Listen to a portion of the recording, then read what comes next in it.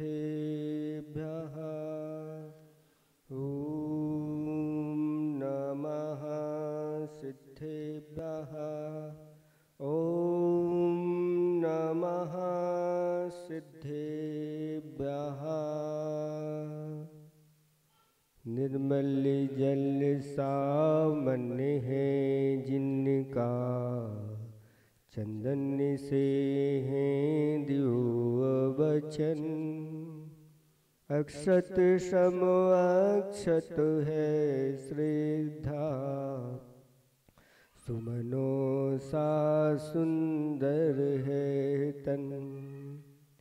नैवेद्य चरित्र ज्ञान है दीपक, बस विधि करते धूप दहन। ध्यान सुफल है अर्घ समाधि, मुनिवर तुमको नित्य नमन। अनर्घ पद को पाने गुरुवर, मेरा अर्घ समर्पित है। एक जीवन क्या सौ सौ जीवन, गुरुवर तुम्हें समर्पित है। ऋषिवर तुम्हें समर्पित है। देवादिदेव 1008 चैतन्य चमत्कारी बंधाजी के अतिशयकारी अजितनाथ भगवान की परम पूज्य 108 आचार्य प्रवर गुरुवर श्री विद्यासागर जी महामुनिराज के 3 कम 9 करोड़ मुनिराजों की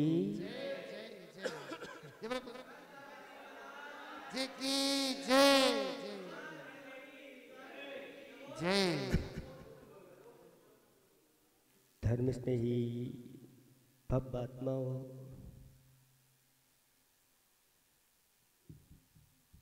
अपने जीवन में कभी सुख आते हैं और कभी दुख आते हैं। सुख आते हैं, दुख जाते हैं, दुख आते हैं, सुख जाते हैं।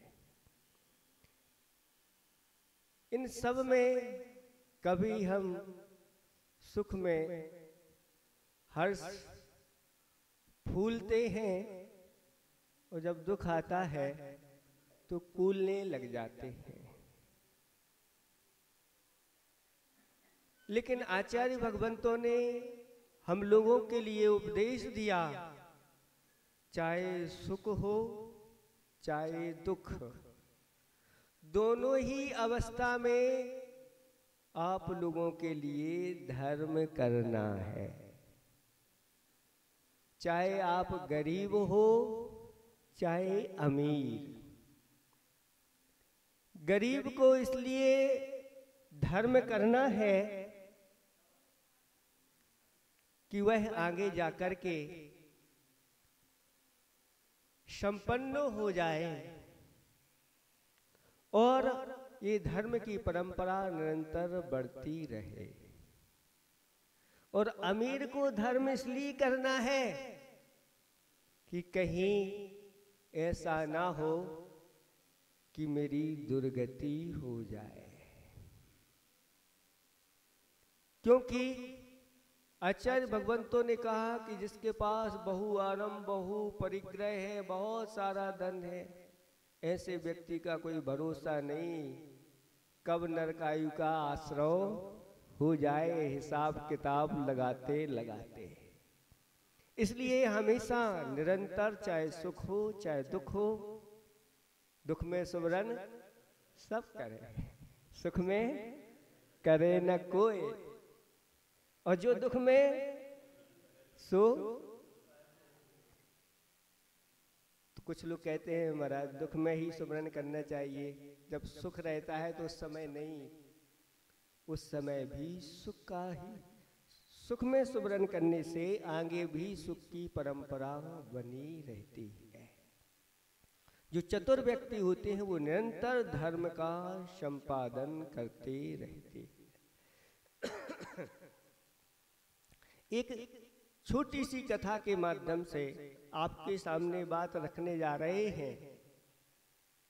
एक पाटलिपुत्र नाम का नगर था। मगध देश की राजधानी शायद वही है, पटना। वहां पर एक राजा रहता था, पृथ्वीराज नाम का राजा था, मदनावती उसकी रानी थी। वहीं पर एक दो श्रेष्ठी रहते थे। एक श्रेष्ठी का नाम विषवदास और उसकी सेठानी का नाम लक्ष्मीमती था।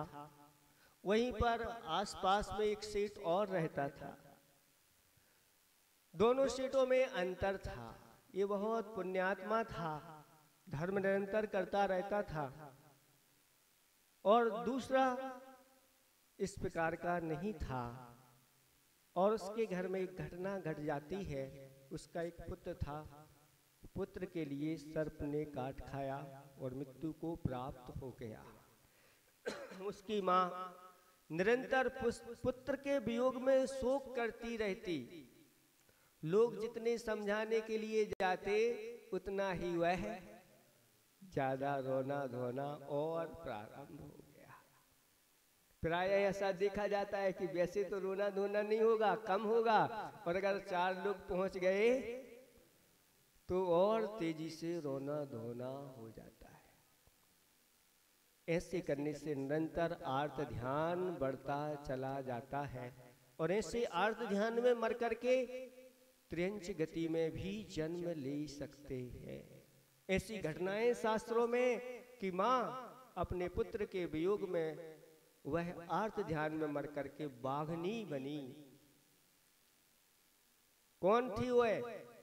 रानी थी। रानी मर करके बाघनी बन गई। ये पुत्र या अपने जो भी प्रियजन होते हैं उनके वियोग में बार बार शोक में इस प्रकार से करते हैं तो निरंतर असाता का बंध करने वाला होता है। और उसका काम निरंतर ऐसा ही रहता था। रात में वह उसकी निद्रा खुल जाती और वह चालू हो जाती। लेकिन अब बहुत समय हो गया है तो उसके रोने का ढंग अलग रहता था। वह ऐसे रोती थी, पुत्र के गुण गाते हुए रोती थी। पुत्र के गुण गाते हुए तो लोगों को ऐसा लगता था कि ये कोई उत्सव हो रहा है, कोई गान हो रहा है। और एक बार जब विषव दत्त जो सेठ थे, उनकी जो सेठानी थी, उन्होंने सुना कि ये ऐसा गान कर रही है, हो सकता है कोई मंगल गान आदि कर रही हो, जाकर के पता तो करे। और वह उसके यहाँ चली जाती है और जाकर के कहती, क्यों आपके यहाँ कोई उत्सव वगैरह हो रहा है, ये आप गान कर रही हो? बस इतना कहा नहीं और वह आग बबूला हो गई। वह कहती है कि यहाँ तो मेरा पुत्र का वियोग हो गया और तुम गान की बात कर रही हो। जब तुम्हारे यहाँ कोई शोक होगा, पुत्र वियोग होगा, तब तुम्हें पता चलेगा कि दुख और शोक क्या होता। तुम क्या जानो, तुम हमारे लिए समझा रहे हो। सभी ऐसे ही समझाने लगते हैं। जब अपने घर की कोई इस प्रकार की चीज चली जाती है तो सभी इसी प्रकार से करते हैं। तुम्हारे लिए भी वियोग आएगा। और उसने इस प्रकार से उसके साथ बैर बांध लिया और उसने कहा कि इसका बदला हम भी लेंगे। और एक सर्प मंगवाया और सर्प को एक घड़े में रख करके ऊपर से इस प्रकार से उसको ढक करके और दासी के माध्यम से उसके पास भिजवाया कि उन सेठानी ने आपके लिए ये उपहार के स्वरूप में ये चीज दी है, आप ये हार भेजा है, बहुत अच्छा हार है, इस हार को आप ग्रहण करें। तो उसने उसको बड़े प्रसन्नता के साथ घड़े को ले लिया और उस दासी को भी पुरस्कार दे दिया। और उस घड़े को खोला, हाथ डाल करके उसको निकाला तो बहुत सुंदर दिव्य हार था। क्या था? दिव्य हार। उस दिव्य हार को पहन करके वह सेठानी मंदिर जाती। उस दिव्य हार को देख करके वहां की रानी उस हार के प्रति लालायित हो गई और अपने राजा से कह दिया, मुझे भी ऐसा हार चाहिए। पता लगा कि सेठ जी की सेठानी के पास इस प्रकार का है। तब राजा ने सेठ जी को बुलाया और सेठ जी से कहा कि ये हार जहाँ से आपने बनवाया है, एक रानी के लिए भी बनवा दो, जो भी लगेगा आपको दिया जाएगा। सेठ जी ने वही हार जा करके राजा को भेंट कर दिया और जैसे ही राजा को दिया और हाथ में सर्प, राजा ने तुरंत उसको उसके हाथ में छोड़ा, उसने हाथ में लिया तो माला बन गई, फिर उसको दिया तो सर्प और माला। इसको देख करके राजा आश्चर्यचकित हो गया, ये क्या है? तो ये सब धर्म की महिमा है। आप लोग पढ़ते हैं ना, सर्पोहार लता भवत शिलता सतपुष्प दामायते संपद्येत रसायनम विषमपि प्रीतिम विधत्ते रिपुः देवायान्ति बसं प्रसन्न मनसः किं वा बहु ब्रूमहे धर्मादेव नभोपि वर्षति न गई कुर्वन्तु ते मंगल कुर्वन्तु मे। धर्म के प्रभाव से सर्प हार बन जाता है और असी तलवार क्या हो जाती है? पुष्पों की माला या लता बन जाती है। धर्म के माध्यम से विष भी रसायन अमृत बन जाता है, शत्रु प्रीति करने लग जाता है। देवायांति बसम प्रसन्न मनसा, देव भी प्रसन्न मन होकर के बस में हो जाते हैं। और तो और क्या कहें, धर्म के फल से ही आकाश से रत्नों की वृष्टि होने लग जाती है। ये धर्म की महिमा है। इसलिए धर्म का संपादन निरंतर करना चाहिए।